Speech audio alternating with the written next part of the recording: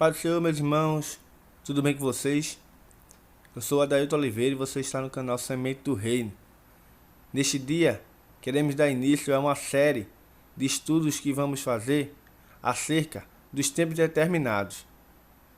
E hoje, eu quero começar falando acerca do homem da iniquidade. E vamos ver coisas tremendas através das profecias, onde Deus ele revela desde o princípio as coisas que irão acontecer e iremos compartilhar com os amados irmãos e todos nós sairemos desse estudo bastante edificados. E eu queria começar fazendo a leitura com os irmãos no livro do Gênesis, capítulo de número 3 e o versículo de número 15. Porém inimizade entre ti e a mulher, entre a tua descendência e o seu descendente. Este te ferirá a cabeça e tu lhe ferirás o calcanhar. Todos nós conhecemos a história da queda do homem. A serpente, que é o diabo, enganou a Eva e, consequentemente, Adão também caiu no erro. Mas Deus, em sua infinita misericórdia, nos traz uma revelação tremenda acerca dos fins dos tempos e também uma esperança grandiosa quando ele diz que a semente da mulher iria esmagar a cabeça da serpente, porém a serpente iria lhe ferir o calcanhar. Veja que coisa tremenda nós iremos aprender hoje, coisas grandiosas que Deus tem nos revelado. Depois que o homem come do fruto proibido, o pecado ele entra no mundo. Por isso que Paulo ele vai dizer na carta aos Romanos, capítulo 3, versículo de número 23, que todos pecaram e destituídos estão da glória de Deus.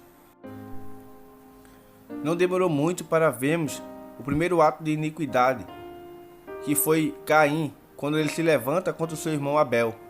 E ali já podemos perceber o início do confronto entre a semente da serpente e a semente da mulher. Afastando-se da presença do Senhor, Caim empreendeu dominar, cultivar e encher a terra. Ele quis construir o seu próprio reino. A partir de Caim, os homens se esforçaram para tornarem-se reis por meio da violência. Esta é a síntese da rebelião. A palavra diz que Caim era do maligno e matou a seu irmão. E por que causa o matou? Porque as suas obras eram más e as de seu irmão justas. Abel seguiu o caminho do cordeiro, sacrifício.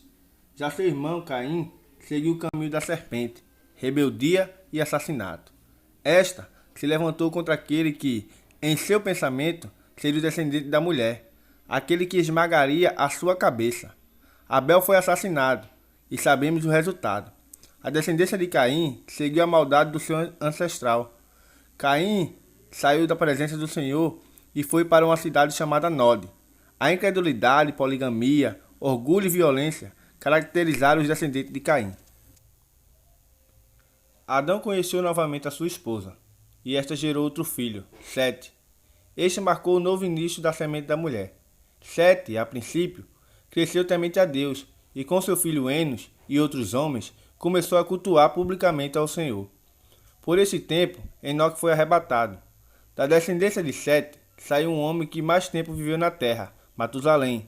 Um homem que foi arrebatado, Enoque, e um outro que foi escolhido para reiniciar a humanidade, Noé.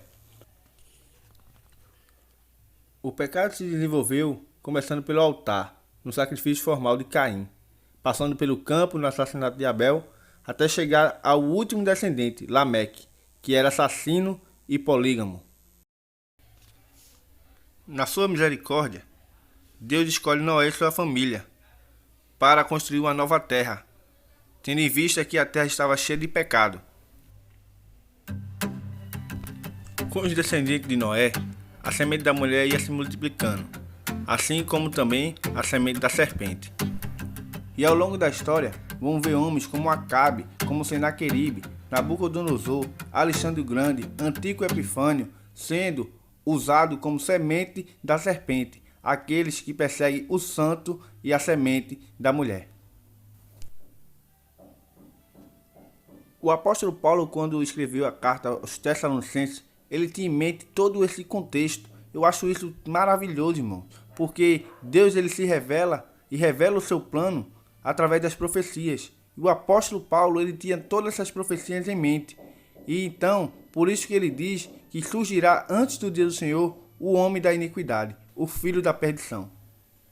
E ele escreve o seguinte aos Tessalonicenses: ninguém de nenhum modo vos engane, porque o dia do Senhor não acontecerá sem que primeiro venha a apostasia e seja revelado o homem da iniquidade, o filho da perdição.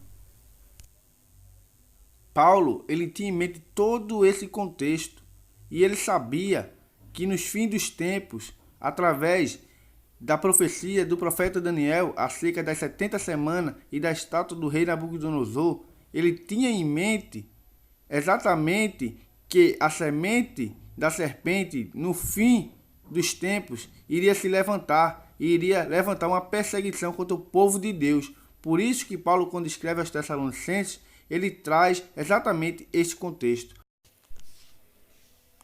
Ninguém de nenhum modo vos engane, porque o dia do Senhor não acontecerá sem que primeiro venha a apostasia e seja revelado o homem da iniquidade, o filho da perdição, o qual se opõe e se levanta contra tudo que se chama Deus ou é objeto de culto, a ponto de assentar-se no santuário de Deus, ostentando-se como se fosse o próprio Deus. Paulo, ele tem todo o plano profético acerca das profecias na sua cabeça. Ele tem em sua mente a profecia das 70 semanas do profeta Daniel. E as 70 semanas do profeta Daniel era dividida em 3 grupos. O primeiro grupo, um de 7 semanas, da saída da ordem até o fim da construção dos muros. O segundo grupo, um grupo de 62 semanas, que é do fim da construção dos muros até a vinda do Messias. E depois tem um intervalo, por causa da morte de Cristo, que morre depois da 62ª semana. E na última semana, ele sabe que o anticristo fará aliança com muitos, e na metade da semana ele desfará a aliança e virá a grande tribulação, quando o homem da iniquidade perseguirá a semente da mulher. Veja esse texto em Apocalipse capítulo número 12. Viu-se grande sinal no céu, a saber, uma mulher vestida do sol, com a lua debaixo dos pés e uma coroa de 12 estrelas na cabeça, que, achando-se grávida, grita com as dores de parto, sofrendo tormento para dar à luz. Viu-se também outro sinal no céu, e eis um dragão, grande, vermelho, com 7 cabeças, 10 chifres e nas cabeças 7 diademas. A sua cauda arrastava a terça parte das estrelas do céu, as quais lançou para a terra. E o dragão se deteve em frente da mulher que estava para dar à luz, a fim de lhe devorar o filho, quando nascesse. Nasceu-lhe, pois, um filho varão, que há de reger todas as nações com cetro de ferro. E o seu filho foi arrebatado para Deus, até ao seu trono. A mulher, porém, fugiu para o deserto, onde lhe havia Deus preparado lugar para que nele a sustentasse durante 1260 dias. Houve peleja no céu. Miguel e os seus anjos pelejaram contra o dragão. Também pelejaram o dragão e seus anjos. Todavia, não prevaleceram, nem mais se achou no céu o lugar deles. E foi expulso o grande dragão, a antiga serpente, que se chama Diabo e Satanás, o sedutor de todo o mundo. Sim, foi atirado para a terra, e com ele os seus anjos.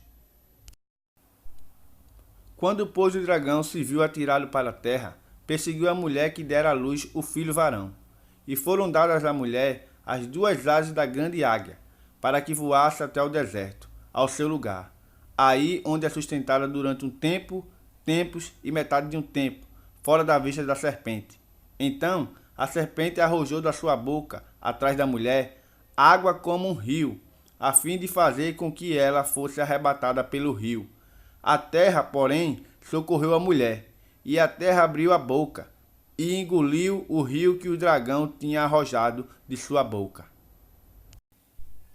Irou-se o dragão contra a mulher, e foi pelejar com os restantes da sua descendência, os que guardam os mandamentos de Deus, e têm o testemunho de Jesus, e se pôs em pé sobre a areia do mar.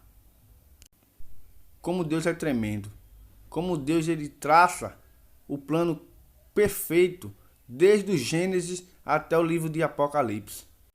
Veja a representatividade da mulher em Apocalipse capítulo número 12, como Deus ele traça o plano profético perfeito acerca dos tempos determinados. A mulher de Apocalipse 12 representa Eva, aquela responsável por trazer a descendência do Messias que viria esmagar a cabeça da serpente. Também representa Maria, que é exatamente a mãe do Messias, que é aquele que vai esmagar a cabeça da serpente na sua vinda. A mulher de Apocalipse 12 também representa a igreja, que os seus descendentes serão perseguidos pelo descendente da serpente, que é o anticristo, que é o último Caim, que irá perseguir os santos na grande tribulação. Viu que maravilha, irmãos? Como o plano profético de Deus é perfeito? Eu acredito que os irmãos tenham saído edificados através deste estudo. E eu agradeço pelos irmãos ter assistido o vídeo até o fim. Não esqueça de deixar o seu like e também de se inscrever no canal. Se você já é inscrito, que Deus te abençoe e que também você possa compartilhar esse vídeo. Que Deus abençoe e tenha um ótimo dia em nome de Jesus.